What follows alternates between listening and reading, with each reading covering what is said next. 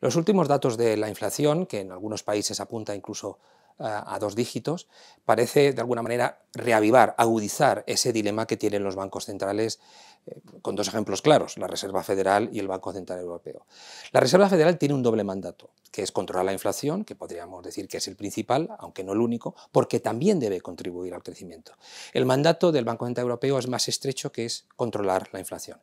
En todo caso, en todo el mundo y en estos 2 bloques, Estados Unidos y la eurozona, también estábamos saliendo de lo peor de la pandemia, con lo que se quería, de alguna manera, no romper esa racha de cierto crecimiento que hemos tenido desde que lo peor de la pandemia pues ya había acontecido, ¿no?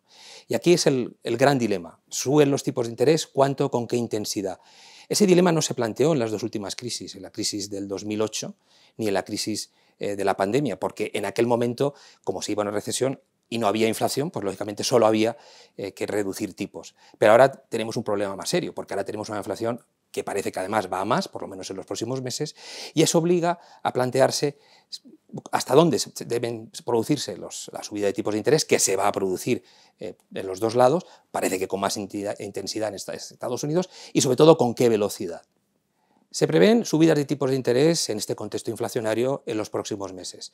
La Reserva Federal ya ha anunciado al menos 7. El Banco Central Europeo también apunta que este año subirá en alguna ocasión los tipos de interés. Esto, lógicamente, parece una medida absolutamente estándar y convencional para luchar contra la inflación, pero no olvidemos que la inflación que tenemos ahora está motivada por un crecimiento de los costes de la energía, además energía importada. Y ahí es menos eficaz la política monetaria. Puede ayudar, lógicamente, a que la demanda se enfríe, incluso la demanda de energía, pero no es lo más eficaz en este contexto. Serán necesarias otras políticas.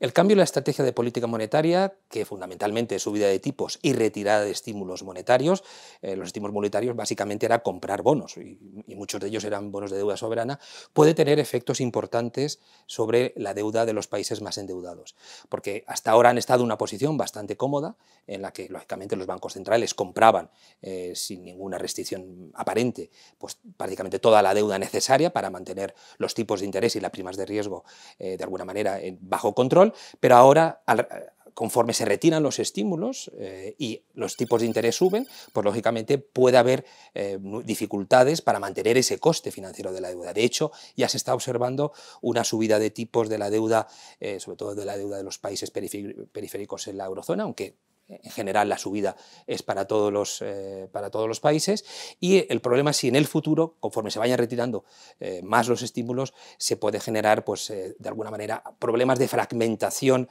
dentro de lo que es el mercado de la deuda soberana dentro de la eurozona.